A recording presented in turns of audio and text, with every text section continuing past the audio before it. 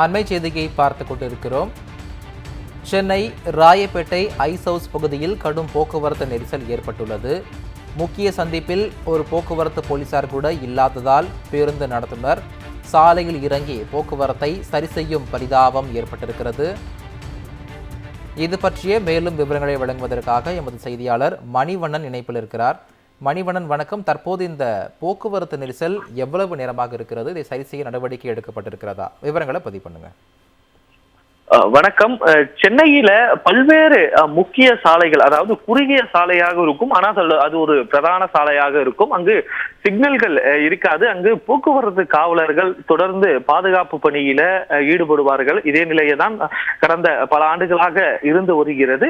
இந்த நிலையில பார்த்தீங்கன்னா ஐஸ் ஹவுஸ் பகுதியில கடந்த ஒரு மாதத்திற்கும் மேலாக பார்த்தீங்கன்னா காலை நேரங்கள்ல, அலுவலக நேரங்கள்ல இது போன்ற 8 இந்த 10 மணிக்குள்ளாக பார்த்தீங்கன்னா பெரிய அளவுல போக்குவரத்து நெரிசல் ஏற்படுவதாக தொடர்ந்து பொதுமக்கள் புகார் தெரிவித்து இருந்தனர். இந்த நிலையில்தான் இன்று காலை ஒரு பெரிய அளவுல போக்குவரத்து நெரிசல் ஏற்பட்டு 4 முனைகளிலும் வாகனங்கள் செல்லாமல் சிக்கி பல மணி நேரமாக வாகனங்கள் அங்கு தவிக்கக்கூடிய சூழல் என்பது ஏற்பட்டது.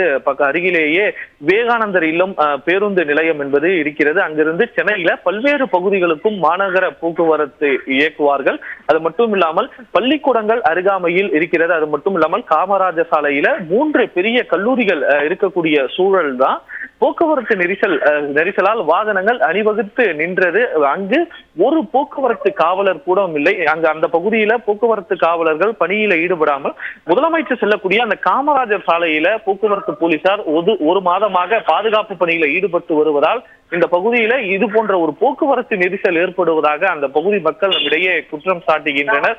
நாம் இருக்கும் வரையே போக்குவரத்து காவலர்கள் இல்லாமல் ஒரு சூழல் இருந்தது. மாநகர போக்குவரத்து நடத்துனர் ஒருவர் சாலையில் இறங்கி வந்து அந்த பகுதியில போக்குவரத்தை சீர் செய்தார். அதனை தொடர்ந்து தனியார் பள்ளி ஓட்டுநர் அவரே தன்னுடைய வாகனத்திலிருந்து இறங்கி அந்த போக்குவரத்தை சீர் செய்யக்கூடிய ஒரு அவல நிலை என்பது அந்த பகுதியில இருக்கிறது. தொடர்ந்து இந்த காலை நேரங்கள்ல முறையாக போக்குவரத்து போலீசாரை போட்டு போக்குவரத்து நெரிசல் ஏற்படாத வண்ணம் காவல்துறையினர் நடவடிக்கை எடுக்க வேண்டும் என்ற கோரிக்கை எழுந்திருக்கிறது. கூடுதல் விவரங்களுக்கு நன்றி மணிவண்ணன்.